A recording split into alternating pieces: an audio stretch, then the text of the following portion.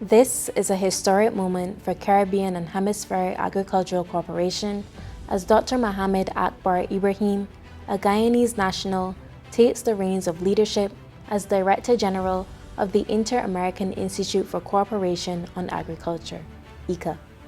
Dr. Ibrahim becomes only the second Caribbean national to be elected to this post since IICA's founding in 1942, more than 80 years ago. It is both a personal and regional milestone, one that sees a Berbice village boy now cultivating and steering agricultural leadership at a critical moment for food security across the hemisphere. Dr. Ibrahim, congratulations on your election and thank you for joining us. Thank you, and thank you for the congratulatory note. And I would thank the CARICOM and all the heads of states of the CARICOM for supporting me in this. You're the second Caribbean national to hold this position in the Institute's 83-year history. What does this moment mean to you personally? Well, this represents a lot in my life because I was previously the Director General of CATI, which is a sister institution of IICA. And I thought I had the profile and the knowledge and experience to move from CATI towards IICA, which is a bigger institution than CATI. And as a Caribbean, I had the curriculum, I had the profile, I had the experience and knowledge. Having worked in more than 30 countries of member states of IICA, I think I accumulated the knowledge and experience, and that's prompted me to apply. When you were growing up in Berbice, did you imagine reaching this position? Well, I was born in a farming community where sugarcane is important. I work at a sugar factory. I never dreamt of having this position, but I must say that one of my first jobs that I started at the time at the university was with IICA's office in Guyana. And through the IICA office in Guyana, I came to Costa Rica where I studied at CATI and did my master's and did my doctorate degree in Wageningen University and came back at CATI, which I developed my career over that time, and then I joined IICA to work in several positions. What does it represent for the Caribbean region?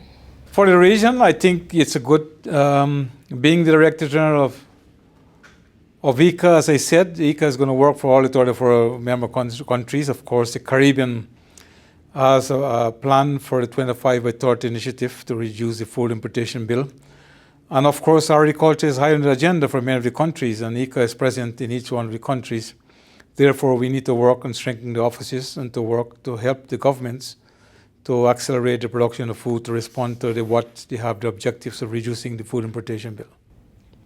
You mentioned Caribbean imports, and the reality is the region imports approximately US $5 billion worth of food annually. As a Caribbean son of the soil, now leading IICA, what's your plan to help the region reduce that dependency and strengthen food security? Well, first, I think we need to revise the plan that they have for the 25 by 30 initiative. What is the strategy for reducing the importation bill? I think we need to look at more of the competitiveness of the countries to work and where IICA can provide knowledge and support for decision-making of which countries, clustering the countries in terms of what commodities they will produce or what crops, be it bananas or be it pineapple or rice or sugar, where are the comparative advantages of each of the countries. And IICA as an institution can play an important role in helping the countries in science, technology, and innovation to accelerate the implementation and productivity of the agricultural systems using cutting-edge technologies, but also strengthening the capacities of the countries and also helping, from a national and a regional perspective, develop the whole strategy for advancing towards the objective. Early days, but what specific support do you see IICA providing to Caribbean member states under your leadership? Specific contributions IICA has been working. We will continue to provide training to the young people and also to the extension farmers. We also make this availability, everything on knowledge management and good practices. What are the tools? Make the tools available to the farmers, but also to the extension workers, but also the different stakeholders that we work on. We help the governments to develop the strategies and what they need to do in terms of implementation.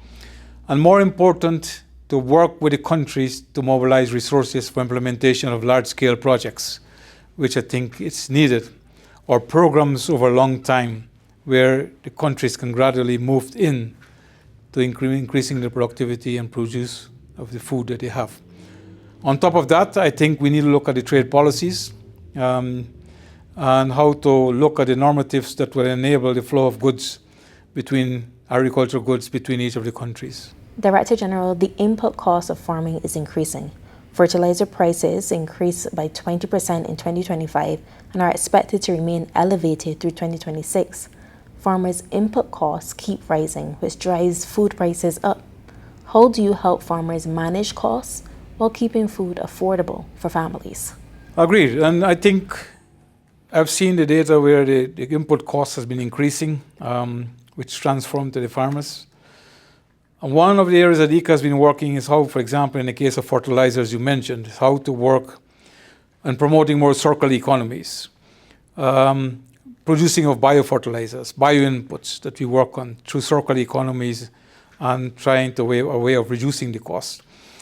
But also in some of the crops that we work on, how can we advance in more innovation and technology? For example, with more leguminous crops where you can use more high-yielding rhizobium fixation for nitrogen so you can reduce the nitrogen fertilizer costs.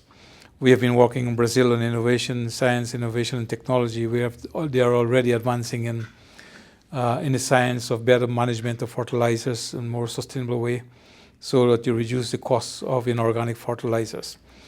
Looking at alternatives for pesticides, reducing the use of pesticides, more biopesticides, better management, but also how do you negotiate better prices for the inputs and commodities through clustering farmers in cooperatives and having them buying more in volume so that they reduce the cost of price in terms of transportation and getting to the farms and providing them with that knowledge of how they can manage the cost for production, increasing the productivity also of the crops or animal products that they're producing so that you can offset some of the costs that you're having through higher production and yields that you're going to have on the farms. Along with rising input costs, farmers are dealing with climate threats. Hurricane Beryl caused US $2.5 billion in agricultural damage across the Caribbean in 2024. And while the final figures aren't in from the impact of Hurricane Melissa, it did impact Jamaica's breadbasket, St. Elizabeth, significantly. The region is extremely vulnerable to climate disasters. What practical steps will IICA take under your leadership to build climate resilience for Caribbean and small island farmers? Yeah, I think, unfortunately, the country suffered a lot because of the hurricanes that we've seen over the last decades. IICA has been the first institution to provide responses for recovery following the hurricanes, like in Jamaica and Bahamas, Dominican Republic, and Haiti, for example. I think what IICA can do, that in the UNFCCC, they have developed the loss and damage programs they're working on. And how do you strengthen the capacities of the countries to make better estimates of the loss and damage? Second, how do you provide them with better early warning systems of how do you get from a regional scale or a national scale of good decision making in terms of planning agriculture and making decisions on that? The third area we need to work on is how do you make the recovery process which is fast. So setting up some regional seed banks, we have already had some discussions about that, where the farmers can have access to good quality of seeds for planting immediately after the hurricanes and start resuming their agricultural production in a very quick mode so that they wouldn't have scarcity of food in these areas. And understanding where are the risky areas how do you have the risk management where you can have food reserves in the time of hurricanes and people can have access to food after the hurricanes passing. You'll probably know that the CARICOM has now implemented an agriculture scheme, the agriculture insurance that they're working on. How do we make an analysis of the agriculture insurance schemes that are working in terms of the cost to the farmers and how to look at a more blended agriculture insurance scheme where they can have shared costs so it doesn't transfer more cost to the farmers which are already facing for the production systems. So specifically, IICA can help in those type of areas in terms of recovery, providing knowledge, providing the tools, but also what are the good practices for managing hurricanes, selection of crops, where they'll be located, where are the sites that are more prone for flooding, etc., and to make decisions in good land use planning in these areas. As we're speaking of threats, the Caribbean is dealing with serious agricultural threats like TR4 banana disease, which could devastate economies.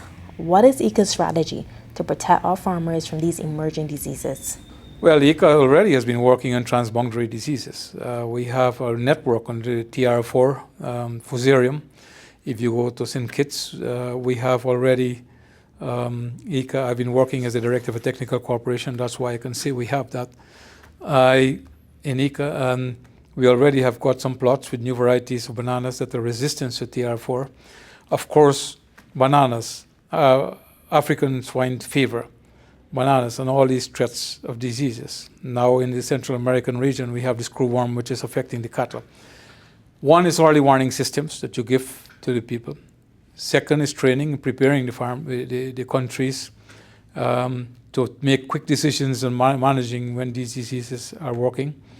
The third is preparing the countries in terms of prevention, the quarantine measures that they make in terms of moving of commodities from one country to the other country to reduce the flow of these pests and diseases into one country and the other one as a way of risk reducing. And the fourth is looking at innovation, science, and technology. For example, now we are developing new banana varieties which are more resistant to TR4, which is one of the major threats for the banana industry. And similarly, recently in cassava, the Brazilians are facing a problem with diseases with cassava, which is also a problem for Suriname and Guyana. Now we are helping them to look at better varieties and how do you reduce the threats on that.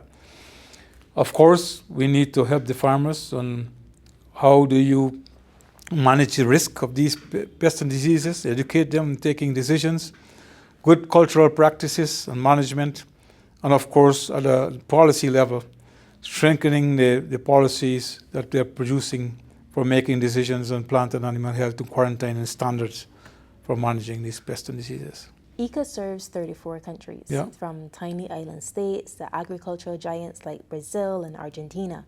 How do you balance the needs of small Caribbean nations with the priorities of larger and more powerful countries? Because of the 34 countries and the reason that I mentioned that we need differentiated strategies, if you go to the southern cone, a scale in terms of production of soybean, livestock for beef, and corn, for example, in Brazil, Argentina, and they're more articulated in terms of the export markets. There's where we see the differences, where the private sector is playing a very important role in driving the agriculture sector in these regions. Of course, the governments are also investing a higher GDP, percentage of the GDP in science, technology, and innovation in the agriculture sector to transform the sector. On the other hand, the small islands, there's an issue in terms of volume and scale in terms of production. We think that we need to get the farmers more access to science, technology, and innovation, better seeds, more quality seeds, better crops, varieties, access to the crop varieties, access to better water harvesting techniques for managing, like for example in Grenada, or some other countries are facing drought, of better management so they can produce more food. Of course, helping the countries preparing programs that are bankable, how much resources they're going to manage for investing, the financial resources for investing in the agriculture sector to make judicious decisions on where to invest and how to put them into connecting these local markets with the regional markets so that they can have their produce being purchased in the other countries where there is excess production. Director General, many young Caribbean people are leaving agriculture and rural areas. It's seen as unprofitable, unglamorous. How do you inspire the next generation to see farming as their future? Well, let me begin to say this is a problem, global problem, because of our aging farming population.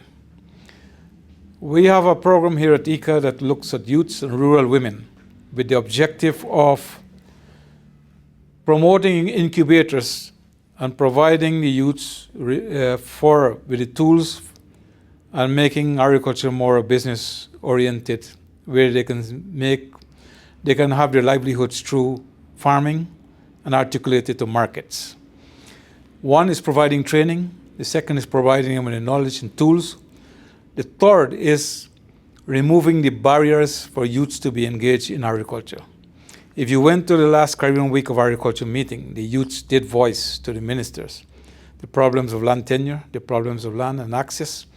Those are issues that IICA can bring to the governments and to talk to them to say, look, these are issues that are affecting the youth to be engaged in agriculture. You need to look at these areas. The other one is access to affordable credits so that they can have capital for investing in the equipments and machines that they need to have. And the third is articulating the youths into markets, organization, providing them with the training and the tools that they have so that they're engaging in making good decisions in what crops or what agriculture systems they should be engaged on. And the tools in terms of how do you evaluate your business in terms of the economics. Are they profitable? What is the cost for the inputs? What is the cost for the whole systems that they're developing? So that it can be in making good investments and managing the risk. As you mentioned, there are several risks for agriculture. How you can train these youths to look at what are the multiple risks they're involved in. What are your first priorities? The first priority in the first over 90 days is to set up a new medium-term plan that will respond to the drivers of change of the agriculture sector, the challenges that we're seeing already in terms of from the geopolitical context, in terms of the trade issues, responding to how do you look at what the Caribbean wants, for example, in terms of responding to reducing the food importation bill for producing more food, setting up the mechanisms, strengthening the programs on science, technology, and innovation, which is very important to give the countries and the farmers the access to tools and have this available to them. I want to set up a Caribbean development, agriculture development fund, which can help countries like we have seen in the disaster risk management and hurricanes, etc., but also to accelerate the transformation. I still think that they have a plan, but many of the countries still have not allocating sufficient GDP for the agriculture sector. Of course, they have other priorities, health priorities, security, other reasons. So how do we work to look at additional funding for that objective? So we want to create these funds and also strengthen the mobilization of resources in these areas. And finally, I want to strengthen the whole technical capacity of IICA so that IICA can provide responses to the countries in the different areas we have mentioned, be it trade, be it diseases, transboundary diseases, be it innovation, science and technology, or bioeconomy, etc. What message do you have for Caribbean people, especially our farmers and young people, about this historic moment and what it represents? My message to the Caribbean people is that IICA is going to continue to work in the Caribbean, strengthen our cooperation, have a greater presence in the countries, and also working more on the ground in terms of actions and implementation of long-term programs together with the farming communities in the private sector and the governments to accelerate the production of food. And finally, what do you hope your legacy will be? My legacy is to leave IICA an institution consolidated as the reference institution for agriculture in the Americas and providing solutions to the farming community. Thank you, Director General, for making the time and wishing you all the best during your tenure. I'm Krystal Hoyte for CMC. Thank you for joining me.